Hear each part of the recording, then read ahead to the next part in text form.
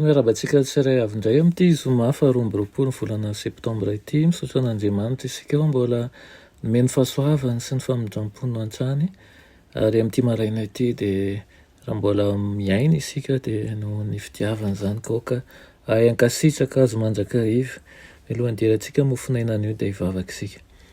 Mba Andriamanitra eo mbola avy-pisaoranao zahay fa mbola nomenao fofinaina mavela avy aminao ary mbola hiahinao ihany koa. Misy matoka izahay fa efa manomana ny valim-bavaka izay asandratra ihany koa ianao koa dia ampianaro faharetana izay tsirairay avy. Aminaran'i Jesosy, amen. Teny mofinainantsika androany dia manao hoe vatolampy mafy. Alaina amin'ny Samuela faharoa toko faharoa amby roapolo andininy fito amby efapolo manao hoe velona Jehova, isaorana an'iny vatolampiko, asandratra ny Andriamanitry ny vatolampy famonjena ahy. Amen. Novakiko tsara ny taratasinao ary azoko ny manjoanao. Hoy aho hoe mila ray tahaka izay tsy mbola nirina hatr'izay ny zanakao. Nanao fahadisoana izy, fantatrao izany ary fantany fa fantatrao ihany koa izany. Ary ny teny izay ho tsy nampaninona anao no nilaza azy tamin'ny fony izy tsy mbola nanao fahadisoana dia toa maneho tsy fitiavana sy anjatra azy an'izao. Fantatro fa mahatsiaro menatra ny ray aman-dreny noho ny fahadisoan'ny zanaka izay nanala baraka azy ireo. Kanefa moa ve ny zanaka mania sy manjatra ny fon'ny ray aman-dreny teto tany mihoatra no isika izay zanak'Andriamanitra izay manjatra ny fon'ny raintsika any an-danitra izay nanome sy manome antsika hatramin'ny fitiavany ary manasa antsika hiverina sy hibebaka amin'ny fahotantsika sady hamela ny helitsika. Aza esorina aminy fitiavanao izao. Ilaina ankehitriny mihoatra noho ny hatramin'izay io fitiavana sy fanogorahanao io.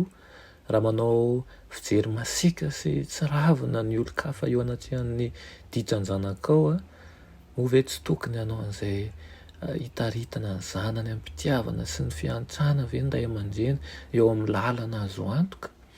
Ny fantatro izay tena toetra ny fahotany zanakao fa ny inona na inona izany dia tsy misalasala ao milaza aminao hoe aoka tsy hisy faneho-kevitra avy amin'ny molotro ny olombelona, tsy hisy fanerena ataon'ny olona izay mihevitra homanao ny rariny ahatonga anao aneo fihetsika izay heveran'ny zanakao fa mahatsiaro hafa-baraka tanteraka ianao ka tsy hitoky azy intsony na tsy hanadino ny fahadisoana nataony aza vela hisy n'inona hanan-kevy anao ka nesoranao ny fitiavanao sy ny famoram-ponao amin'ilay nani.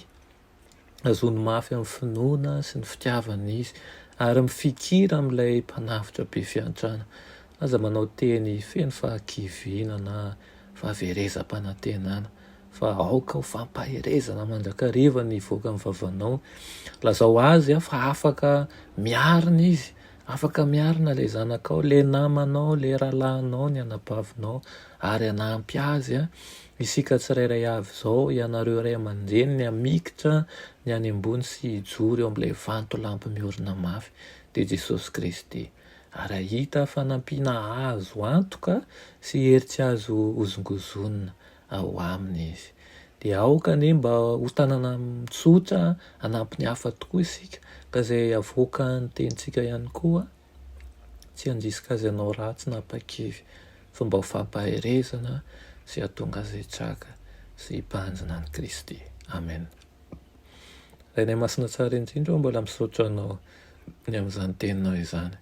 Misaotra anao koa ny amin'ny fitiavanao nay tsirairay avy. Marina tokoa fa tokony aneo tahaka ny itiavanao anay amin'ny hafa tokoa izahay ka tsy tokony hanao izay handratra ny hafa fa aoka mba ampitiavana ny zavatra rehetra. Ampitombo ny finoana ianao, ampitombo ihany koa ny fitiavanay mba hahafahanay mamosaka izany amin'ny hafa ary ihany koa aoka tsy ny zavatra rehetra hitan'ny maso ihany ny zavatra iverinay fa ho mahasoa fa tokony hahatakatra lavitra ireo izay nomenao izay sy ny antenainay any amin'ny lanitra vaovao sy tany vaovao izay. Dia taio manokana ny mpiaino izay manaraka izao fandarana izao mba ho bampitiavana tokoa any aminaran'i Jesosy. Amen.